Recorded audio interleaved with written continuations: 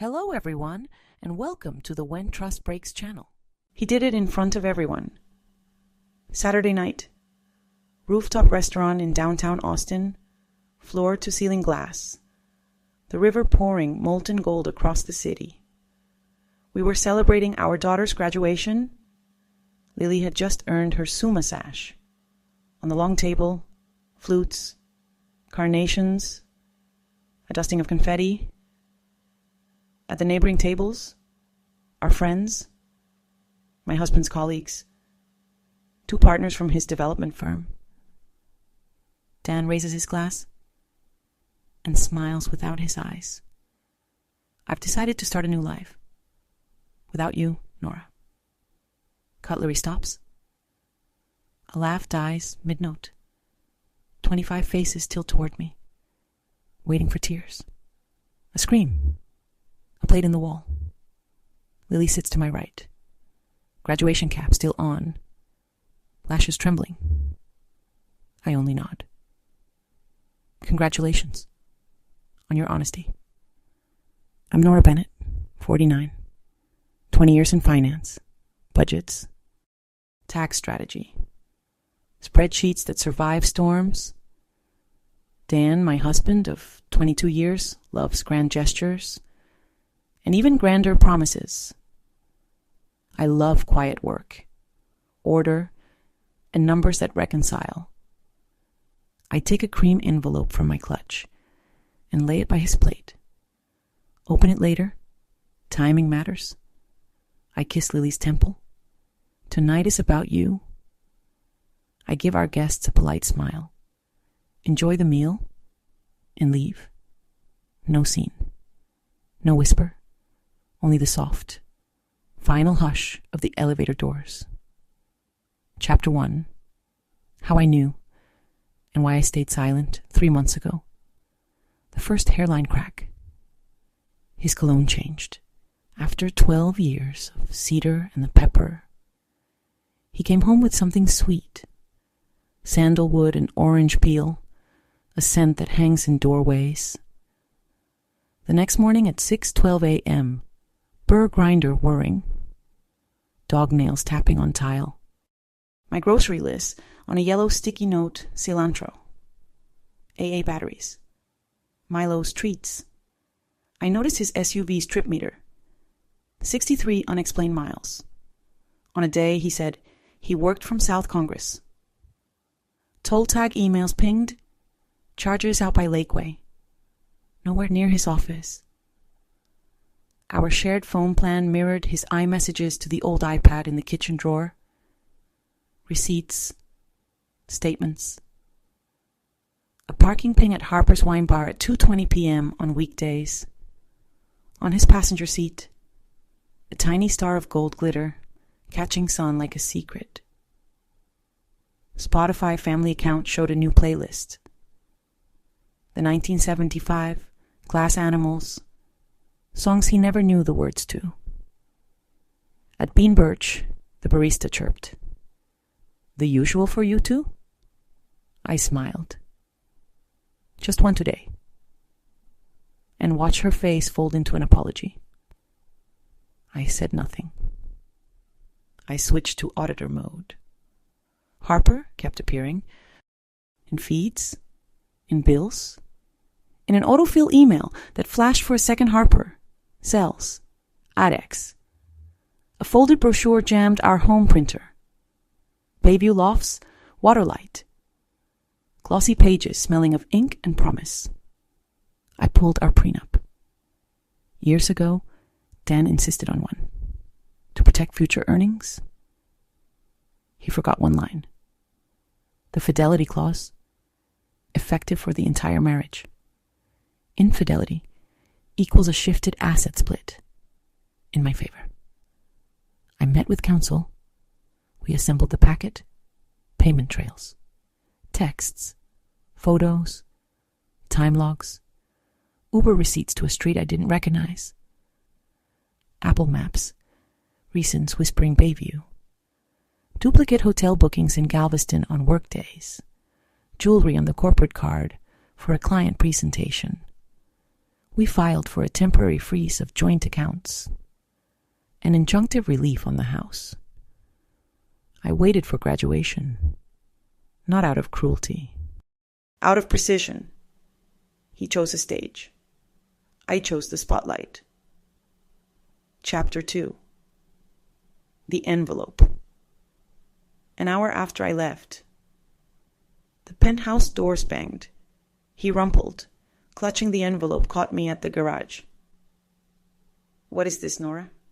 Are you serious? Very. Inside was everything he tried to hide.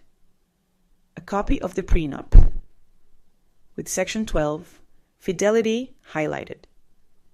A filed draft complaint, stamped and dated. A ledger of transfers to River Light Escapes, LLC. A shell for deposits on a beach house. In Dan and Harper's names. My bank's acknowledgement. Freezing joint funds until hearing. The list of assets that, per the clause, remain with me upon infidelity. The house. Retirement accounts. Our investment portfolio. Screenshots. I'll tell her after the graduation. Public place, no scene. From him to Harper. Money's okay? We can close the Bay House by August? From her. He went white. You can't. That's low. I didn't cheat, I said, calm as paper. I'm protecting myself and our daughter. The rest is the price of your choices. Chapter 3. The night. He stole, I returned. A night meant for Lily. He turned into an audition flyer. The next morning I drove her to my sister June, past Mrs. Chen, watering roses, past the church sign, changing letters in the wind, and told everything. She cried the grown-up way, quietly, as foundations shift. Her debate trophy on the back seat rattled at red lights. Why didn't you tell me? So you could finish your semester. Without this.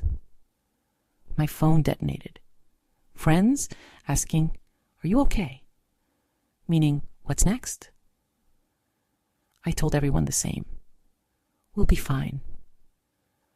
My attorney texted. The judge granted the freeze. For 3 days. Until the preliminary hearing. Not a cent moves off joint accounts. The house stays under my temporary possession. Dan can access only his personal account, enough to float a week. Harper posted a champagne flute. New chapter.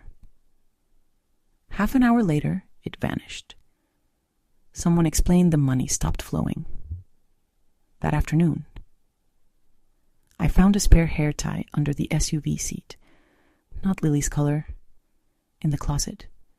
A dry cleaning ticket for 2 silk dresses. Size I never wore. Every little detail. A breadcrumb, leading to the same door. Chapter 4. The doorframe scene.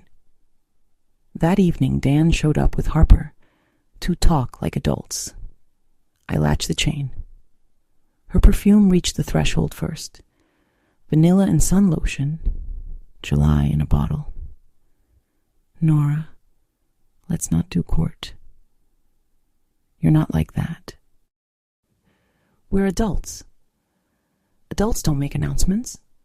At graduations. We just grew apart. Harper, she understands me. She understands your accounts. Lily came down the stairs, fingers white on the rail. Dad, you picked the cruelest time. You didn't even give me my night. Please leave. Harper looked down. For a heartbeat, she was ashamed. Or just uncomfortable. Court is in 3 days, I said. It'll be very adult. Chapter 5. Judge. Clause. Numbers. The courthouse smelled like wet umbrellas and old paper. The judge straight spine. Calm eyes flip through our prenup. The fidelity clause is valid and not time limited, she said. The freeze remains until final distribution. The marital residence stays with Mrs. Bennett. Mr. Bennett is ordered to produce a full accounting of accounts and transfers. For the past 24 months, Dan's lawyer mumbled, "The clause is outdated." The judge raised a brow. "Marriage has no expiration date." Dan's eyes went red. He'd always won with charm. Here, only documents persuade. Chapter 6. My heist. Without chaos while he flailed. I executed. Documents. Mirrored to cloud and council. Security. New locks and codes. Schools and doctors updated with my contact. Finances. My share moved to restricted accounts. Broker and bank notified. Narrative. No public mud. Just one sentence to acquaintances. We're divorcing. Let court decide. He doesn't get another stage. Work. I filed my LLC Bennett Financial Clarity, ordered a label maker, a fern for the window, a kettle that clicks like a metronome. No pause, just forward. Evenings. I wiped the kitchen counter that still smelled faintly of Lily of the Valley candles, fed Milo half a cup, signed school forms on the porch swing, listening to cicadas stitch up the dark. Chapter 7. When facades crack. A week later. One of Dan's partners quietly DM'd a screenshot. Harper pressing. Close the payhouse now. Dan answering, can't freeze. The partner added, didn't know you were this strong, keep going. Rumors outran the river. Investors asked, what's going on? In his world, where sheen beats substance, cracks echo loudest. Harper vanished as quickly as she arrived. Her post shifted to quotes about self-love. Dan was left with deposits, debts, and a stack of legal bills. Chapter 8. Court's End. And my final hearing landed on our anniversary. Irony with perfect timing. The judge read, steady as a metronome. Fidelity clause enforced. The house mine, retirement mine. 70% of joint investments, mine. His personal items and business interests, his. Plus reimbursement of my legal fees. In the corridor he approached, I wrecked everything, didn't I? Will you come back? I don't return to places I don't belong. He nodded, honest for the first time. Chapter 9. Control. Restored. 3 months later. My little second-floor office smelled like coffee. Printer toner. New paint. On the wall, a frame. Prepared isn't paranoid, it's self-respect. A bowl of green apples by the door. A stack of intake forms. Paper clips aligned like tiny rails. My first client was an accountant from next door. Her husband hid loans. We spread the numbers, talked insurance, trusts, statement red flags. She left with a plan and a smile she hadn't worn in a year. Lily came by evenings with tacos from Veracruz, salsa that bites and forgives. Mom, you're different. I'm me, I said. I just don't let anyone else write my script.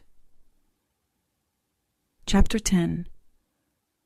The last call in the fall, with the oak outside turning the color of tea. Dan called. I want to apologize for the graduation.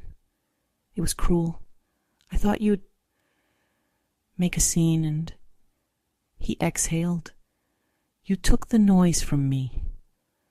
I took the power, I said. The noise was yours to keep. Only his breathing answered. Take care, Dan, I added, and hung up. I turned the key. The soft click I've learned to love. On my desk, fresh lilies from Lily, and a stack of new client agreements. I brewed tea, opened my laptop, and finished an outline. How to read your own money. Sometimes justice sounds like a judge's gavel. Sometimes it's your daughter's whisper. I'm proud of you. And sometimes it's just that quiet click of your own door closing on a life that finally belongs to you.